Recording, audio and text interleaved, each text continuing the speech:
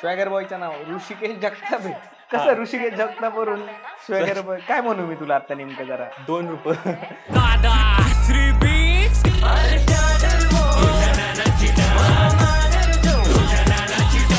Rap म्हणलं का तो पैसा दिसतो, सोन्याच्या त्या डायमंडच्या चेन्स. डायमंड चेन ते तर मोस्टली फेकच आहेत. 99% ऑफ सगळे फेक आहेत त्या गोष्टी. पण तर हे तर म्हणतात की आता स्टँड बिन त्याच्यात मला वाटत नाही कोण एवढा मूर्ख असेल इंडियामध्ये की तो डायमंड वर इन्व्हेस्ट करत. खरंच यातून करिअर म्हणून आहे का रे?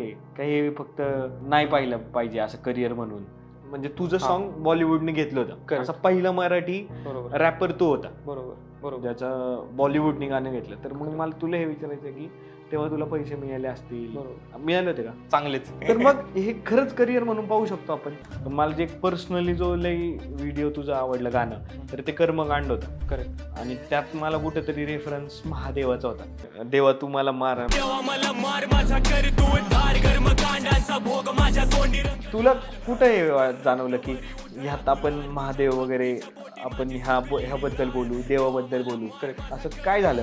आता गली गँगला तुझं रिसेंट गाणं गली गँग सोबत आलं, म्हणजे एका मोठ्या लेबल सोबत आलं, मोठ्या कंपनी सोबत आलं. तर जेव्हा लेबलला साईन होतो म्हणजे तुमचं लाईफ सिक्युअर झालं थोडक्यात. आता म्हणजे मराठी मधला पहिला फॉंक म्युझिकचा व्हिडिओ तुझा होता, त्यात खाली तू ती पिन केली आहे ती कमेंट की लोक म्हणत होते कमेंट मध्ये, अरे म्युझिकच ऐकू येते, तुझे लिरिक्स ऐकू नाही येते, कमी ऐकत. मग मी त्यामुळेच म्हणलं ना की मराठी ऑडियन्सला आहे ना तेवढं अजून ते ऍक्सेप्ट करायचं नाहीये की कोणी काहीतरी युनिक करते.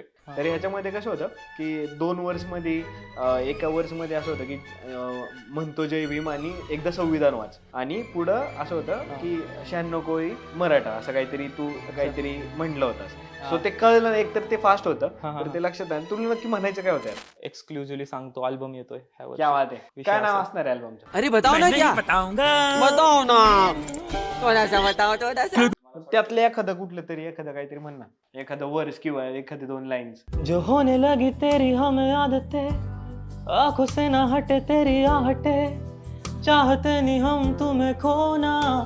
सो एक नवीन सेगमेंट सुरू केला आम्ही, आवडतं आणि ना आवडतं. पण ते तुझ्या आवडीचं नसेल. संबाटा, गावठी, रॉक्सन, एक चांगला गुण आणि एक वाईट गुण. नानाची टांग मी पहिलं ऐकलं होतं, तर नानाची टांगचं काहीतरी कुठलं तरी वर्ष. अरे चादर मोड तुझ्या नानाची टांग, तुझ्या नानाची टांग, तुझ्या नानाची टांग मारू तुम्ही डांग. बिना दोऱ्याचा भावरा तू भैरलण, माय घालू नको मधी मधी जिरल कण, थंड मध्ये भांडवर न याला बाईचा छंद, या मिरचीच्या खळ्यात